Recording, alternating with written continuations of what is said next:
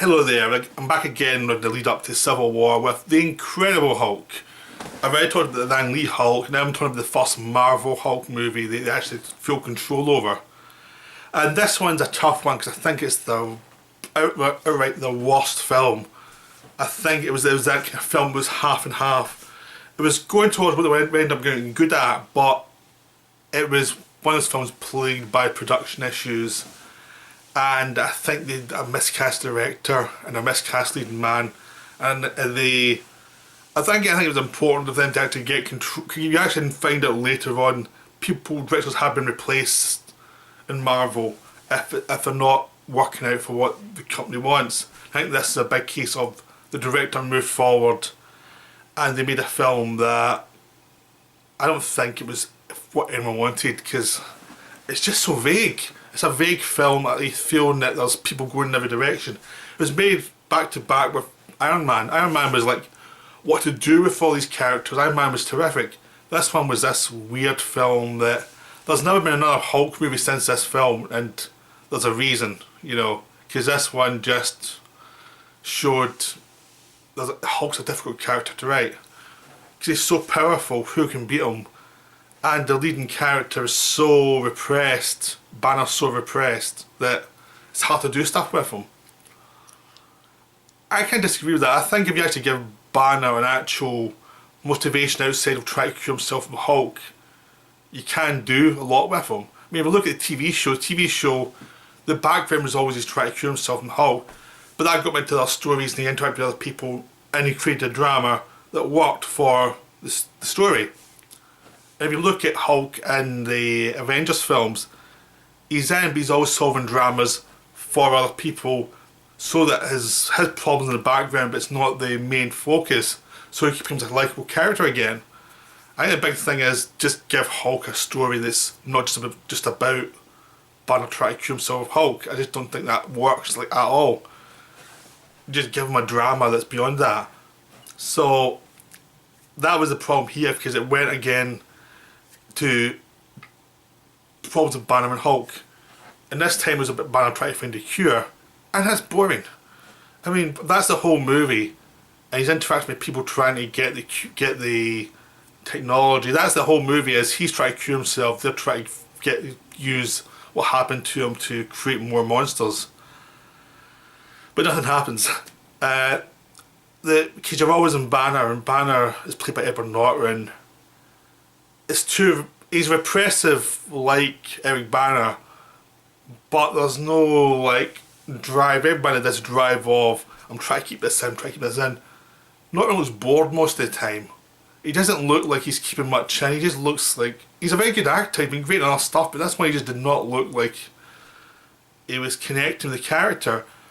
But there's a lot of scenes cut out, and you're feeling that there were bits that were cut out that would have made his actions more relatable and noticeable that weren't there, so it made it feel much weirder what's going on with thing, because there's some scenes in the Arctic that's meant to be early on that were cut out, and that if you look in the deleted scene they explain that he'd very tried to commit suicide, and now that's him trying to bring himself back together after that, which would have really helped the performance, because if you see those scenes, if you see the film after you've seen those scenes, his performance makes a lot more sense. It's like someone trying to bring himself back together. But they cut that out and suddenly the performance doesn't work. It does not work at all. I'm sure if you put that back in it would have worked, because you've seen exactly what he was going for, rather than this vague feeling like, what's he doing? Because in the whole movies, the first action scene basically is him being chased by the army because they found out where Banner is, and they know he's a Hulk, and he's trying to avoid becoming Hulk to avoid damage. Now that should be suspenseful, but everyone's just waiting for the Hulk to show up. So you're just thinking, this scene's annoying me because I want to see Hulk. I paid to see Hulk. The whole movie's like that. You get like a lot of build up to see Hulk, and Hulk's there for like 2 minutes and he's gone again. I think he's in like 10 minutes of the film, The Incredible Hulk, and Hulk's only in 10 minutes of the film. That Lee film had him in like 40-45 minutes. And this one is 10 minutes. That's what it feels like. It may be longer, but it doesn't feel much longer than that. And it's just frustrating because you're a minute or two of him trying not to be Hulk's fine, but then he has to be Hulk and do stuff as Hulk. Instead, you have scenes where he's getting chased. They seem to go on forever. Then he turns into Hulk. He's only in darkness. And the first scene is in darkness. You don't even see Hulk. It's like, I've already seen a Hulk move. I know what Hulk looks like. I don't need this build-up. And it just wasn't done very interestingly. It just felt frustrating. So you're frustrated with the film as you're watching it, thinking, "What are you doing? Why are you wasting all this screen time on something that's not interesting?" And then he goes back to meet up with his old girlfriend, which is Betty again, and the dynamic's boring. The dynamic of Banner and Jennifer Connelly first one was much more interesting, based on repression. This one is based on, I don't know, they were dating before, then he turned into Hulk and they're not anymore. It doesn't work. It just doesn't work. You don't feel any affection between the characters. They just feel like they're doing romantic scenes. It's boring.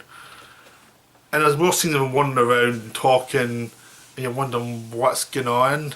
Why am I looking through all these boring scenes? There's nothing's getting advanced. And, you know, eventually Hulk's out again at the university and fights the army a little bit. But the scenes are just very meh. They're not that. It's like no one knows why Hulk's cool. He looks more like a bodybuilder than Hulk. He just looks like a green bodybuilder. He doesn't look. It's all muscles, no character. So you have no affection for what he's trying to defend himself or try to escape. There's nothing there. He's not a monster worth feeling. He's just an action character. And that goes on, and as you go on, Banner's trying to cure himself. Eventually cures himself and has to become Hulk again to save the city. And it should be a big moment of he's embraced what he is. But it's because they leave an hour and a half lead up that's kind of boring. It's like, nah, I don't care. Then there's a fight scene that's very CGI and very dull because there's no stakes ever in these action scenes. It just feels there's no stakes, there's no drama. Nothing's going from one bit to the next in an organic way. It just feels like nothing's happening. It's just Hulk, two big guys beating each other up, or one big guy beating up small guys. There's just nothing there. So it's it's a quite incredible Hulk, and the Hulk's scenes are the worst bit in it, and the Banner scenes are the second worst bit in it. And the best bit in it really is William Hurt and Tim Roth as the villains. They're not been subtle, but they're fun. I mean, they're just evil bastards, and that's fun. And it's like, whenever they're on, it's like, good, thank God they're on, because at least this is going to be enjoyable. You know, I'm surprised they haven't brought Tim Roth back, because this character was fun. It could have been, you could do a lot more with him. They brought William Hurt back for Civil War, which is good, because he's fun. He's not as interesting as Sam Elliott was in Ang Lee's Hulk, but he's a good villain, so it works well enough, because you're a good actor playing a guy who's just a total bastard. That's fine. That's all you need. Those scenes work, but it was a miscast director. The director didn't seem to know how a Hulk was good. The tragedy of the character. He just seemed to be. This is a guy who did Clash of Titans and Burroughs Grimsby. Two films that are hated. There's only one I really like is, Transporter 2. Even that's stupid. And he did Now You See Me, which is fun as well. But most of his films are pretty dire. I mean, they're just bland. Things happen, but you have no emotion to what's happening. There's no drama that's grounding you. And this one's a perfect example, because it needed someone who cared about the drama and to really deliver something that actually affected you and didn't affect you. I think Marvel learned a lot from this film. I mean, this film then was Iron Man 2, which was a problem film, but it was a lot better than this one. Where they're kind of stumbling blocks after the big success of Iron Man. And after that, they get a lot more clever about what they were doing. They're much more clear about what their goals were for the characters. And you never had these problems again. Like, I think this is the thing was, it should have been solved in script stage, it wasn't.